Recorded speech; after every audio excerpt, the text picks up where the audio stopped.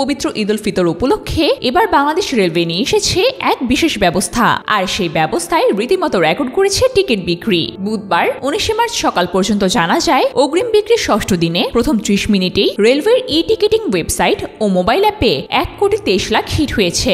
মানে টিকিট প্রত্যাশীদের মধ্যে উত্তেজনার পারদ যেন আকাশ ছোঁয়া, আর সেই উত্তেজনা ফুটে উঠেছে বিক্রির সংখ্যাতেও। প্রথম 30 মিনিটে ঢাকা ও প্রায় সারা দেশ থেকে 33,000 আসনের টিকিট বিক্রি হয়েছে। আজ বিক্রি হচ্ছে 29 মার্চের টিকিট। সকাল 8টা থেকে শুরু হওয়া বিক্রিতে 14,405টি টিকিট বিক্রি হয়েছে। সারা দেশের জন্য বিক্রি হয়েছে 18,546টি টিকিট, যার ফলে প্রথম আধ ঘন্টাতেই মোট 32,951টি টিকিট বিক্রি হয়ে গেছে। এছাড়া 29 মার্চের জন্য ঢাকা থেকে ট্রেনের মোট আসন 33,199টি, আর সারা দেশের ট্রেনগুলোতে মোট আসন 1,75,630টি। এটি শুধু একটি টিকিট বিক্রি নয়, বরং রেলওয়ে উদ্ভাবনের এক নতুন অধ্যায়ের সূচনা, যা ঈদের যাত্রাকে আরো আনন্দময় ও সুষ্ঠু করে তুলবে।